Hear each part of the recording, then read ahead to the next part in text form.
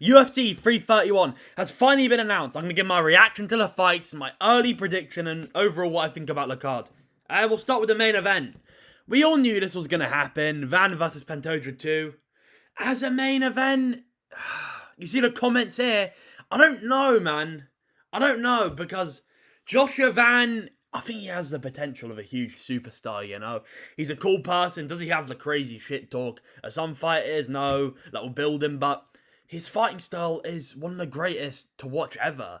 He's an absolute savage to watch, and I think this is going to be an awesome fight. I think this is going to be an awesome fight. Joshua Van versus Pantoja 2. They're going to war. They're going to war. And you know what, for Joshua Van? A blessing in disguise, man. I really believe his first fight with Pantoja was a blessing in disguise. Because I think at that time he would lose that fight. He's had another year to train on his grappling. He just fought Tatsuro Taira, a grappler. He had the training camp for Pantoja. There's going to be 3 training camps in a row of defending takedowns. He also had performances early on against Rai Saruya, which I think is a really underrated performance. I think Rai Saruya is really a good fighter, and he completely stopped all his takedowns. Pantoja's good. He's a year older. Just had an injured elbow. I think it's Joshua Van's time, man. I really do. Pantoja could come in with next level grappling. But I really think it's going to be Joshua Van's time to shine. I think he's going to win. And this is going to be a fucking banger. I swear to God, if Pantoja comes in next level grappling and smudges him. That's possible. He could come in next level grappling, something Van hasn't felt. He runs him over and just fucks him up for 5 rounds and smudges him. But I don't think that's going to happen. I think Joshua Van's going to win this shit. I think he could finish Pantoja late. Because Pantoja gasses and Van has a cardio for fucking days. Now, this is going to be an awesome fight. Such a fun fight. I can't wait thinking about it right now. Could it be a co-main? Is it really main event worthy? Not really. But, you know, I don't mind it. For me, in the flyweight division, this is a huge fight. I was nervous for the first fight of Van Pantoja, which I normally don't get nervous for a flyweight title fight. The flyweights right now are probably one of the best divisions to watch, man. I actually can't wait for this. I think it's Van's time, but Pantoja could win. I like Pantoja too, but for fighting style wise, I think Van's going to be a long reigning champion in this division, and I do think Van's going to win. It's going to be a really sick fight. I actually can't wait for this. And as a main event, I don't mind it. I don't mind it as a main event. I think it's okay. Now, the co-main. What happened to Charles Oliveira, bro? I think I know what's going to happen to Charles Oliveira. I think Charles Oliveira was in this position. We saw all the rumours. He was rumoured to be here. I think Charles Oliveira was booked. But then I think, because R.I.P., his friend Alan Nascimento passed away, I think that pulled him out of the fight, and in stepped Mauricio Hufi. Mauricio Hufi, you're cooked, bro. I mean, this is a weird fight. Armin's been sitting on his ass for a year. Well, I can't say that, but he's finally back in the cage. He's even commented himself. Stylistically, it's a brilliant matchup. Mauricio Hufi, you know, I've got a weird feeling that Mauricio Hufi is just going to stop all the takedowns and slime him out. That would make no sense, you know? Mauricio Hufi got destroyed by Benoit Saint-Denis. Of course I'm going to go with Armin. I've just got this feeling that Arman is not going to be able to take him down. Because his takedowns aren't like Khabib. They're not like Hamzat Chimaev, you know? They're great. They're not like Dan Hooker stopped the first takedowns, pulled a ghillie. But if I use my brain, right? Let me use my brain. Arman's going to take him down easily and smudge him. And sub him. I'm not going to say smudge him. Arman's a very fun grappler. He has really nasty ground and pound, but what's he been doing for a full year? Training on his wrestling, training on his grappling. Yes, he lost to Colby Covington. Colby's a fucking brilliant wrestler. He's going against a pure striker, basically. And Mauricio Hufi, you know, he's been training with Volk. Great training camp. He's obviously going to be improved in his defensive wrestling. And he looked improved against Chandler. Chandler shot one real shot and he defended it. That's Michael Chandler, bro. Michael Chandler is not Mauricio Hufi. Michael Chandler can wrestle. Not the same as Armin.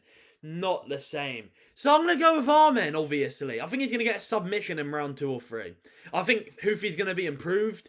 But, you know, every fight starts standing. And Mauricio Hufi is...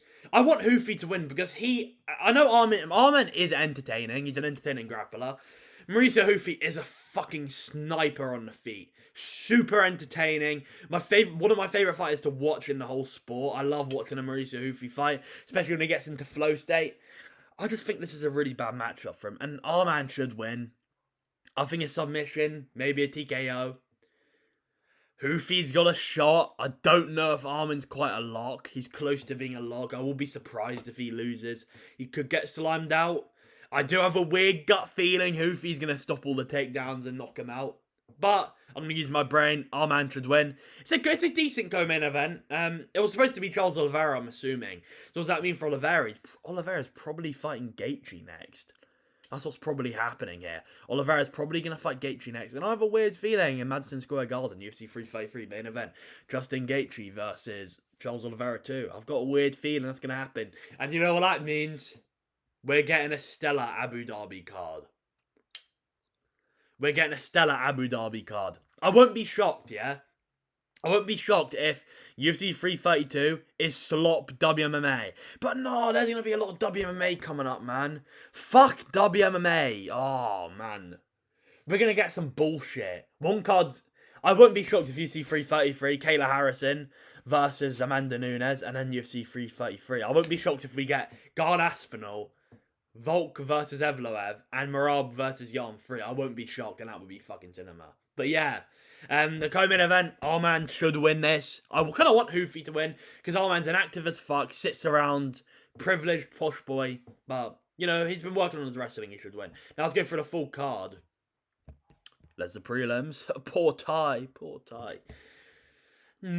It's not the best card, but do you know what this is going to be? I think we're looking at a really fun card here. Co-main event, I'm thinking a fucking war in the co-main event. This will be an Arman domination. It's not going to be that fun. Arman's going to destroy him. It's kind of fun.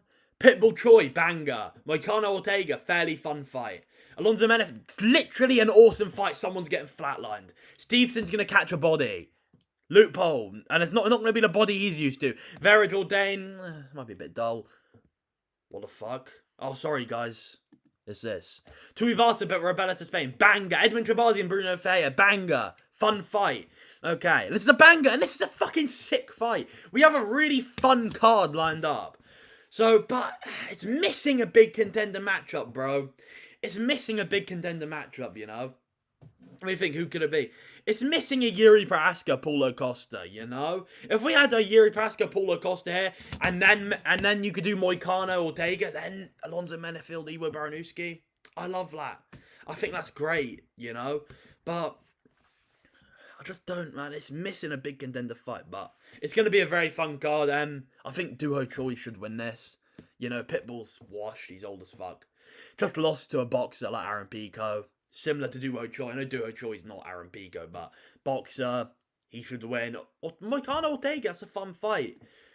It's a fun fight. I think Moicano should win. Alonzo Menefield, Iwo Baranowski is a fucking car crash. Two meatheads going at it. Iwo Baranowski's the younger fighter. Alonzo Menefield is retarded. I would go with Iwo Baranowski here.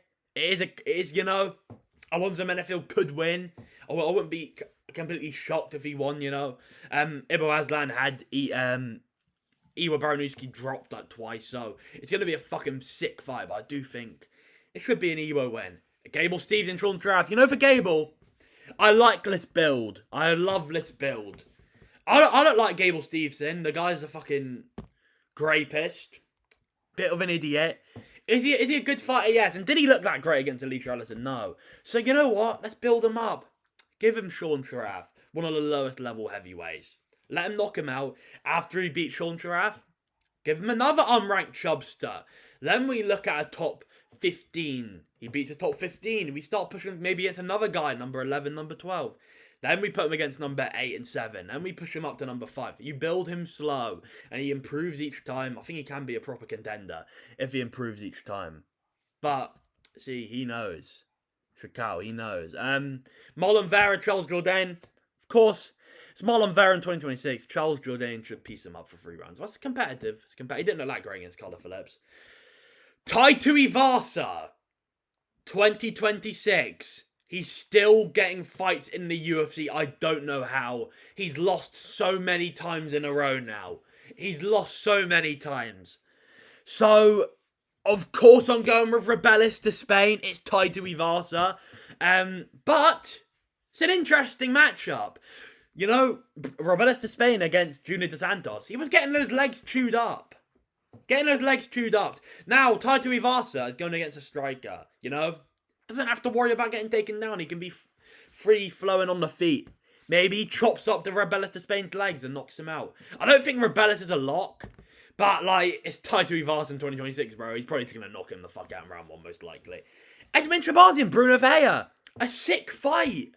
I think Edmund's going to knock him out. But it's going to be a sick fight. Giga Chikadze, Johnson Brito. Stylistically, an interesting matchup. Probably going to go with Brito, but that's a fun fight.